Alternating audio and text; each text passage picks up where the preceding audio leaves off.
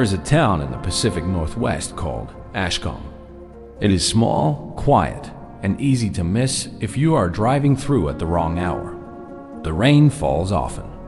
The forest presses close on every side. And for 11 years, one taxi moved through its streets after midnight, driven by a man most people knew only as the night driver. His real name was Daniel Reyes. He was 44 years old when he disappeared. No struggle, no crime scene, no body, just an empty car, engine still running, parked at the edge of a bridge on the outskirts of town, doors open, radio still playing a song no one could later identify. This is not a ghost story, although some people in Ashcombe will tell it like one. This is the story of a man who spent over a decade driving strangers through the dark, and what investigators found when they finally looked closely at where those rides actually went. Before we get to that night on the bridge, you need to understand something. In Ashcombe, taxi drivers did not usually become local legends, but Daniel Reyes was different. People who rode with him described things that did not add up, routes that did not exist on any map, journeys that felt like they lasted hours but showed up on the meter as minutes. And more than one person over the years said the same thing in almost the same words. He picked me up on the worst night of my life, and somehow he knew. By the time investigators pieced together what really happened to Daniel Reyes, they had uncovered something far stranger than a missing person case. They had found a pattern hidden inside years of dispatch logs, one that pointed to exactly who he was really driving and why, on his last night, he never came back. Welcome back to Shelby's Den, the place where we dig into the cases that never made national headlines, but absolutely should have. If you're new here, we cover unsolved mysteries, cold cases, and stories that fell through the cracks of true crime coverage. So if that's your thing, hit subscribe and ring that bell, because we've got a lot more of these coming. Now, let's get back to the story. The call came in at 11:47 p.m. on a Thursday in October. Dispatch records from Ashcombe Cab Company show a routine pickup request from a residential address on Alder Street. The passenger was listed only as female, requested by name Reyes. This detail alone would later become important. Most dispatch calls went to whichever driver was closest. This one was requested specifically. Someone on Alder Street that night had asked for Daniel Reyes by name. He confirmed the pickup over radio at 11:49 p.m. His voice, according to the dispatcher on duty that night, a woman named Carol Whitfield, sounded normal, calm. He said he would be there in 10 minutes. That was the last anyone at the cab company heard from him. At 1:15 a.m., another driver named Frank Doss was heading home along Route 9, the two-lane road that crosses Miller's Bridge on the eastern edge of town. He saw a car parked at an angle near the guardrail, headlights still on. He recognized the green sedan immediately. Everyone in Ashcombe knew that car. Frank pulled over. The driver's door was open. The engine was running. The radio was playing quietly, tuned to a station no one could later trace, since the local stations that broadcast that frequency at that hour did not match what Frank remembered hearing. There was no sign of Daniel Reyes, no footprints in the mud beside the road, despite recent rain. No blood, no torn clothing, nothing to suggest a struggle. His wallet was still in the car, along with his phone powered on, showing no calls or messages after 11:49 p.m. Frank called the police at 1:22 a.m. Within the hour, Ashcombe's small police force, along with 2 officers borrowed from a neighboring county, had cordoned off the bridge and begun searching the surrounding woods and the river below. They searched for 6 days. They found nothing. No body. No struggle. No explanation for why a man who had just accepted a fare would abandon his running car in the middle of the night, and walk into the dark, leaving behind his phone and his wallet. And there was one more detail that troubled investigators from the very beginning. When police checked the address on Alder Street where the final pickup had supposedly been requested, they found an empty lot. There had been a house there once. It had burned down 9 years earlier. No one had lived at that address in almost a decade. So who called for Daniel Reyes that night? And where did he actually go? To understand what happened to him, investigators realized they would first have to understand who he had really been driving all those years. Because the deeper they looked, the more it became clear that Daniel Reyes had never been an ordinary taxi driver at all. Long before Daniel Reyes vanished, people in Ashcombe already talked about him in a certain hushed tone, the way small towns talk about anyone who seems to know more than they should. The stories usually followed a pattern. Someone would be out very late, often alone, often in some kind of trouble. Sometimes it was something small, like a car that broke down on an unlit road. Sometimes it was something much heavier, something the person telling the story would only hint at, never say outright. And in the middle of that trouble, a green sedan would appear, seemingly out of nowhere, its headlights cutting through the dark. The driver would roll down the window and ask, in a calm and unhurried voice, "Need a ride?" People said he never asked where they were going until they were already inside the car. They said the ride always felt longer than it should have, even when the destination was close. Some described falling into a strange, heavy kind of quiet during the drive, as if the outside world had gone soft and distant. And almost everyone who told these stories ended them the same way. When I got out, I felt lighter, like something had been left behind in that car. For years, these stories were treated as nothing more than local folklore, the kind of thing teenagers repeated at sleepovers to give each other a pleasant chill. A friendly local legend, harmless, even comforting. The night driver who shows up exactly when you need him. But after Daniel Reyes disappeared, a local journalist named Elena Marsh began collecting these stories seriously, not as folklore, but as testimony. She had grown up in Ashcombe, moved away for college, and returned 6 years later to work at the town's small newspaper. When she heard about the disappearance, something about it did not sit right with her, and she began asking questions that no one else had thought to ask. Her first move was simple. She placed a notice in the newspaper and posted in the town's community groups online, asking anyone who had ever ridden with Daniel Reyes to come forward and share their story. She expected a handful of replies. She received over 40. Reading through them, she noticed something the police investigation had missed entirely. These were not vague, secondhand rumors passed around a campfire.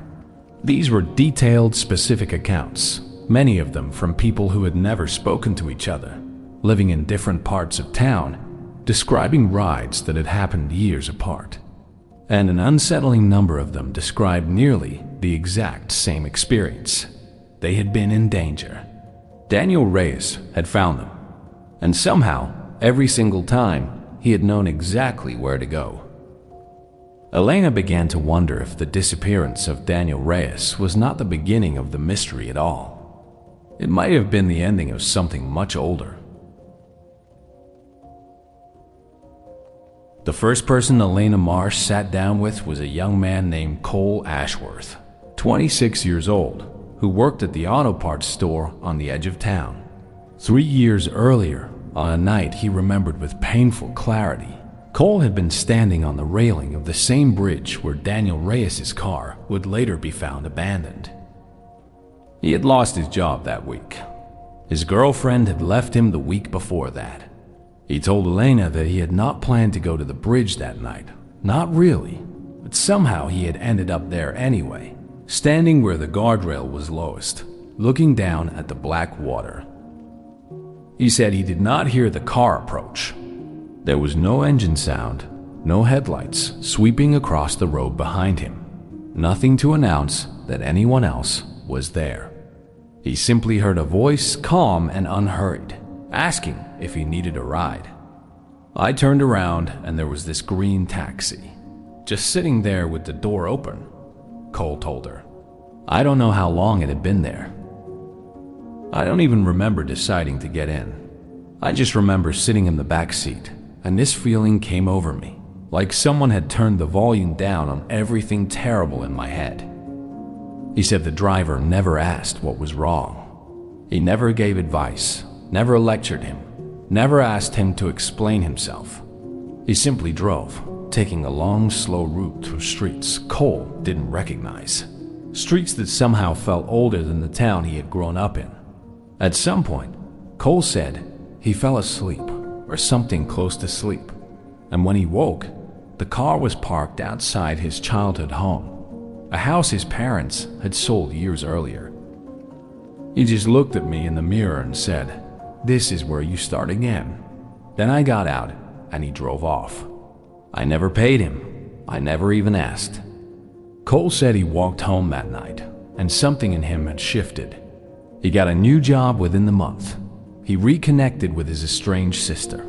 He described the ride not as something strange or frightening, but as the single most important thing that had ever happened to him. When Elena asked him for a date, hoping to cross-reference it with dispatch records, Cole gave her the exact night. She checked the archived logs from Ashcombe Cab Company. There was no record of any pickup near the bridge that night. No fare, no dispatch call, nothing in the company system to show that Daniel Reyes had been anywhere near that location.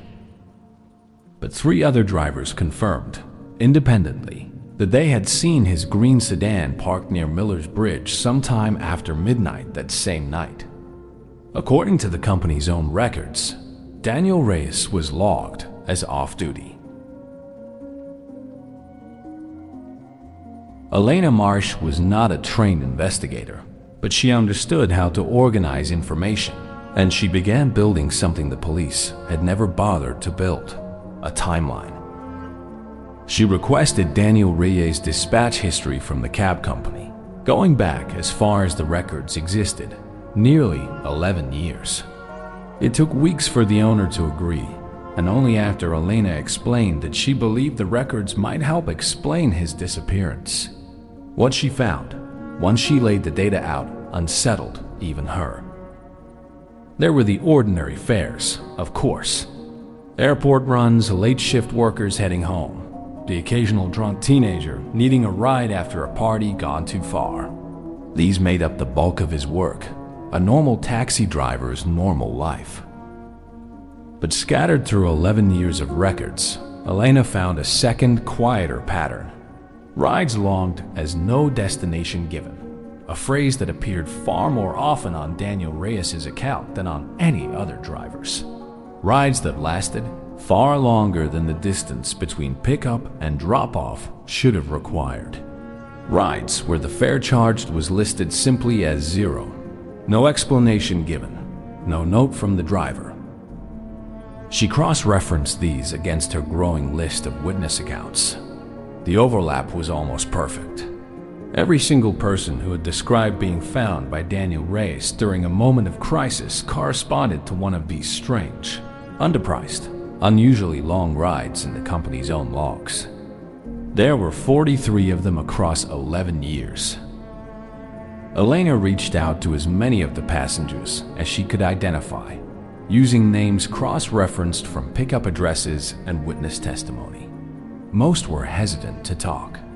A surprising number refused outright, saying only that the ride had been personal, private, something they did not want turned into a news story. But a dozen agreed to speak with her, and their stories, told separately, without any of them knowing what the others had said, matched with an accuracy that felt almost impossible. A woman who had been ready to walk into the river behind the old mill. A teenager who had taken a bottle of his father's pills and changed his mind halfway through, wandering the streets in a daze until a car found him. A man in his 60s, recently widowed, who had been driving aimlessly at 3 in the morning with nowhere he wanted to go, until a green taxi pulled alongside him at a red light, and the driver simply said, "Follow me home instead." Every account described the same calm, unhurried presence, the same sense that the driver had known somehow exactly what they needed before they said a word. And every account ended the same way. The ride was never paid for. The driver never asked for anything in return. Elena began to wonder what kind of man spends 11 years finding people at the worst moments of their lives without ever asking to be thanked. She was about to find out that the answer went back much further than 11 years, to a night in Daniel Reyes' own past that almost no one in Ashcombe remembered. To understand the man behind the legend, Elena Marsh had to go back nearly 30 years, to a version of Ashcombe that barely resembled the one she had grown up in. Daniel Reyes was born and raised in the town, the son of a mechanic and a schoolteacher. Those who remembered him as a teenager described him as quiet, thoughtful, the kind of kid who noticed when someone was having a bad day before that person had said a single word about it. He was not popular in the way some teenagers are popular. He did not need to be. People simply trusted him. When he was 17, Daniel Reyes' older brother, Marcus, took his own life. This detail did not appear in any official record connected to the disappearance. Elena found it only after speaking with a retired schoolteacher who had taught both brothers decades earlier.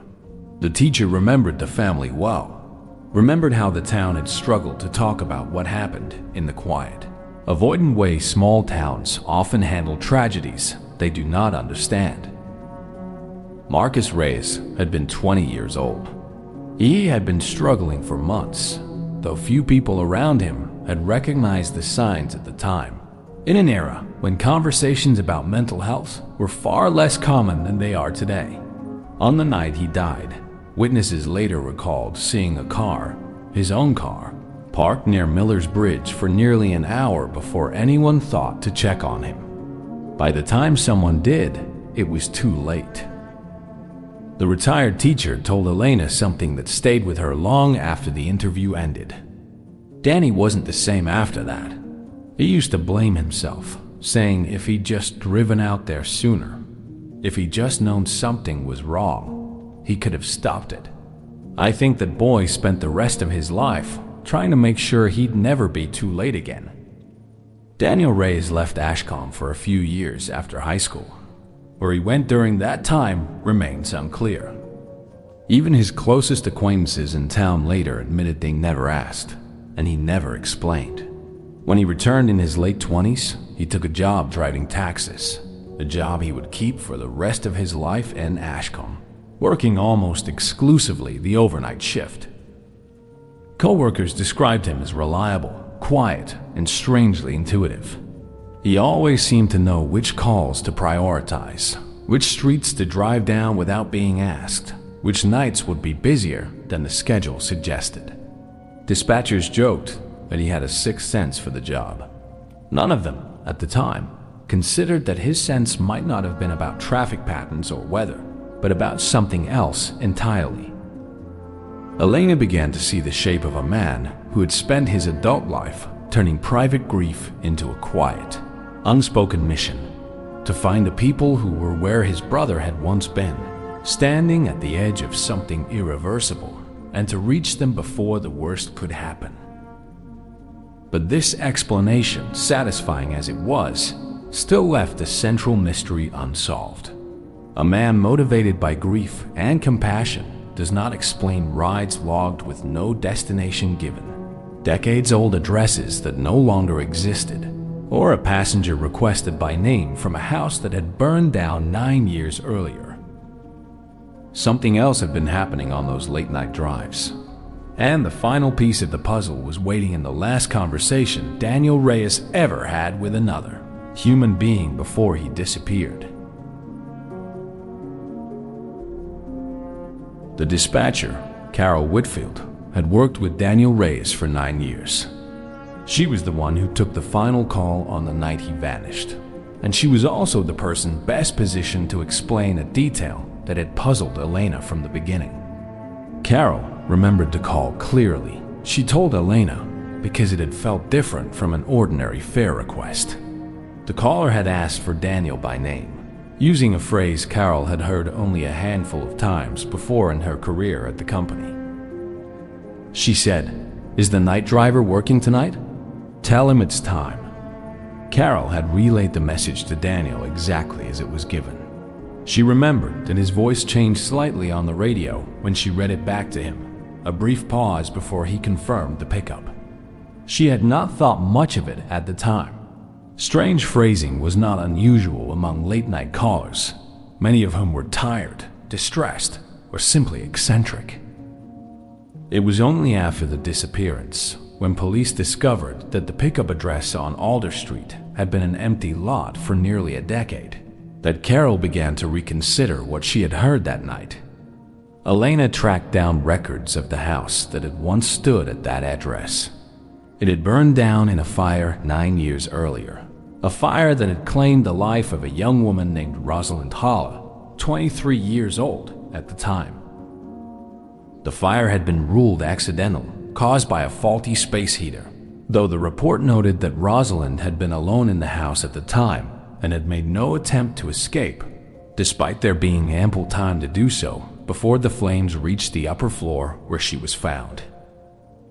Elena found no direct connection between Rosalind Holla and Daniel Reyes in any official record. No shared address, no family relation, no obvious link at all. But when she showed a photograph of Rosalind to several of the passengers who had described their strange rides with the night driver, one man hesitated before answering. He was the widower, the man in his 60s who had been driving aimlessly the night Daniel Reyes intercepted him at a red light. He studied the photograph for a long moment before speaking. "I think I saw her once in the car. Not as a passenger exactly, more like she was already there when I got in, sitting up front next to him. I thought I was seeing things. I never told anyone because it sounded insane." Elena asked him to describe what he meant more precisely. He struggled to put it into words, saying only that the woman in the passenger seat had seemed to be watching the road with Daniel, occasionally speaking to him in a low voice Elena's source could not make out, as though the two of them were old partners working together on something important. He said Daniel never introduced her. He said it felt rude to ask.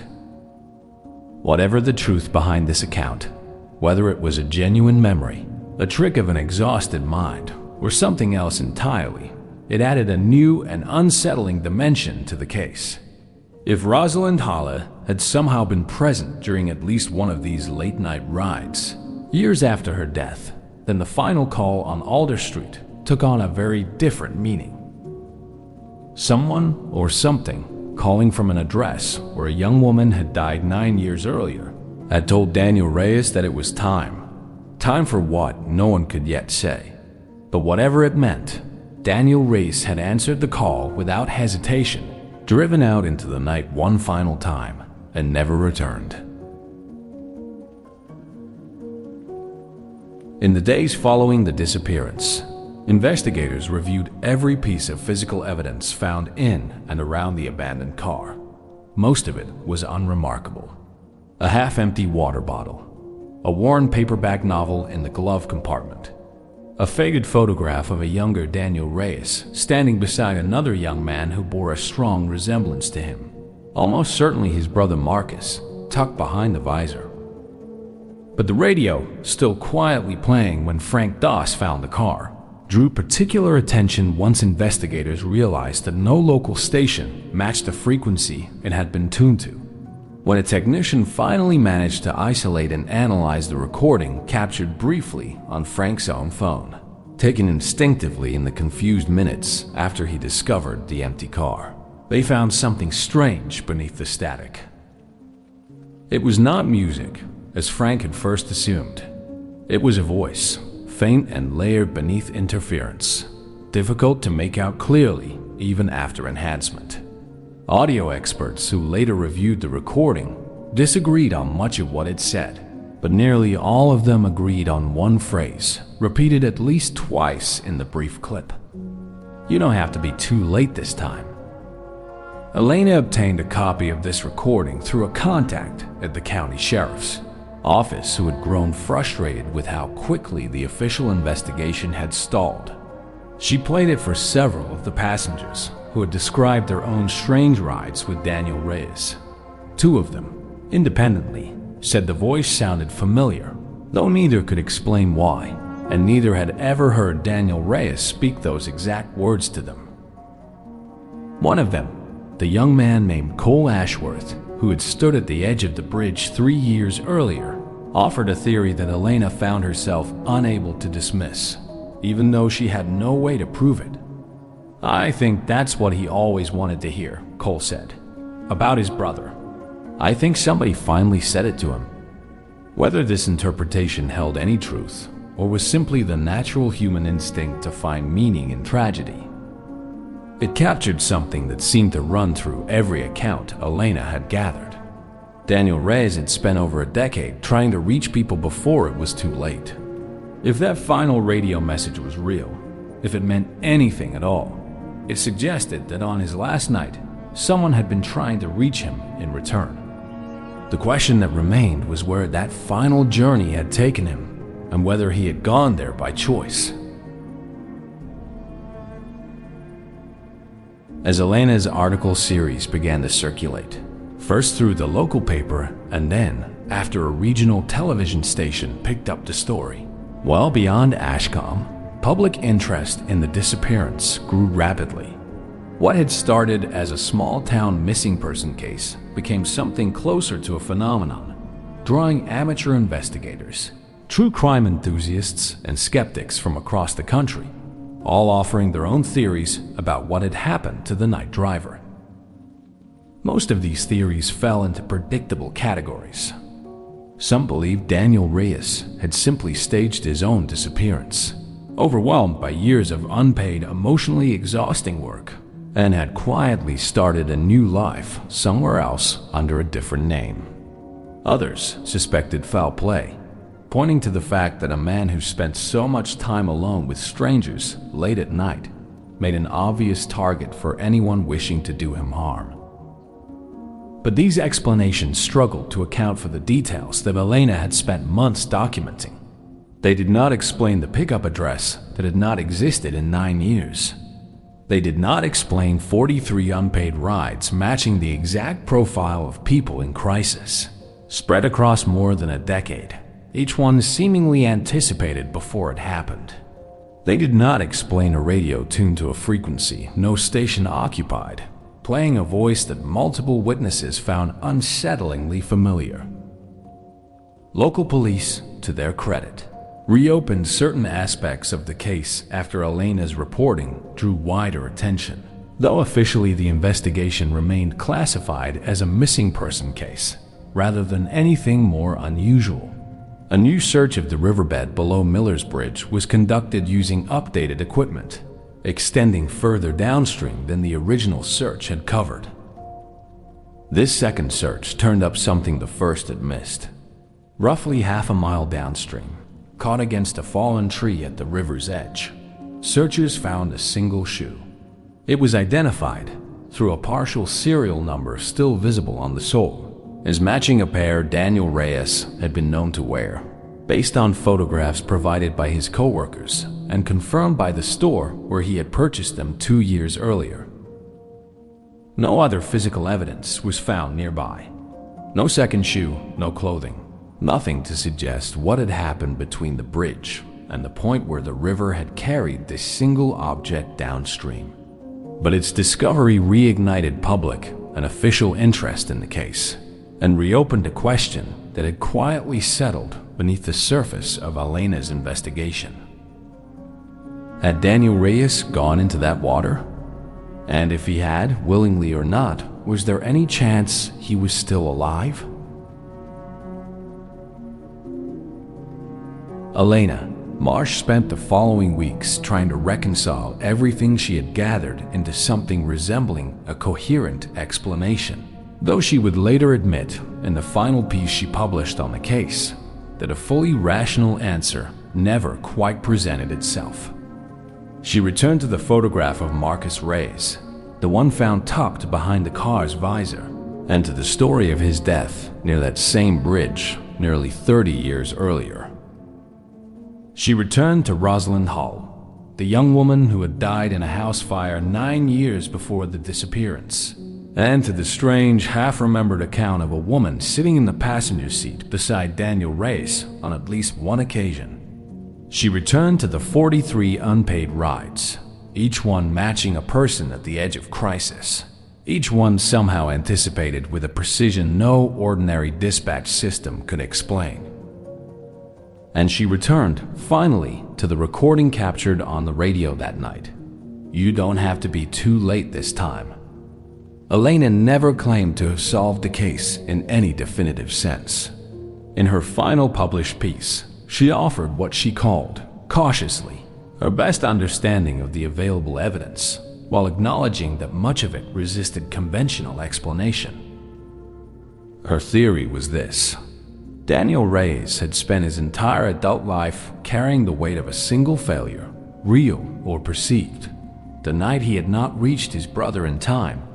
Whether through sheer force of intention, extraordinary intuition developed over years of night driving, or something less easily explained, he had spent over a decade finding people in the exact place his brother had once been and reaching them before it was too late. Whether Rosalind Holly or some presence connected to her had truly been involved in guiding those rides, Elena could not say with confidence. But she noted in her closing piece that the timeline of the strange, unpaid fares in the company's records had begun almost exactly 1 year after the fire that took Rosalind's life, a detail she found difficult to dismiss as pure coincidence, even as she acknowledged she could offer no mechanism to explain it. As for the final ride itself, the one that led Daniel Reyes to an empty lot, and then, presumably, to Miller's Bridge, Elena offered two possibilities, neither of which she could fully prove. The first was simple and grounded entirely in human tragedy.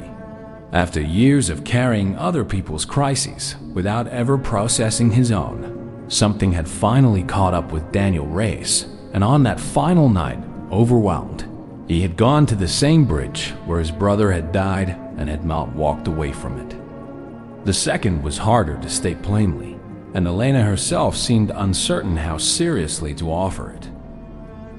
It was that after 11 years spent reaching people just in time, Daniel Reyes had finally received the message he had spent his whole life waiting for, one that told him he had done enough, that he no longer needed to keep driving through the dark searching for the next person to save. And that, this time, when he answered the call, it was not to save someone else. It was to be found himself. Daniel Reyes was never found. The case remains officially open in Ashcombe, though it has not seen new developments in the years since the search of the riverbed. His green sedan was eventually released from police custody and quietly retired by the cab company that once employed him, though several employees who worked there at the time later admitted, somewhat sheepishly, that none of them wanted to be the one to drive it again. Elena Marsh's reporting on the case earned attention well beyond Ashcombe, and she has continued, in the years since, to receive messages from people claiming to have had their own encounter with the night driver, some dated before his disappearance, and a small, unsettling number claiming to have happened after. She does not know what to make of these later accounts. She has chosen, so far, not to publish them. What she does know, and what she has said in every interview she has given since the story first broke beyond Ashcombe's borders, is this: in 11 years of driving, Daniel Reyes never once accepted payment for the rides that seemed to matter most. He never sought recognition. He never told a single person what he was doing or why, and he very likely would never have wanted his story told at all, had circumstances not forced it into the light. Cole Ashworth, the young man who once stood on the railing of Miller's Bridge and is alive today in large part because of a ride he never asked for and never paid for, put it simply when Elena asked him in their final conversation what he thought people should take away from the story. I don't know what he was, exactly. I don't think it matters. What matters is that when I needed someone, someone came. Maybe that's all any of us can really hope for. That when it's our worst night, somebody's out there driving, and they know exactly where to find us. Default T, the bridge outside Ashcombe, still stands. The road still runs quiet and dark past midnight, the way it always has. And some who travel it late at night, when the fog settles low over the water and the streetlights grow thin and far apart, still say that if you find yourself out there alone, in trouble, with nowhere left to turn, you should watch the road behind you. Ixed. Because somewhere out past the edge of town, they say, headlights are still moving through the dark. And if you truly need it, the ride might still be waiting. If you enjoyed this original mystery story, like the video, subscribe for more, and turn on notifications for future psychological thrillers, unsolved mysteries, and fictional true crime-inspired tales. Until next time, sleep carefully.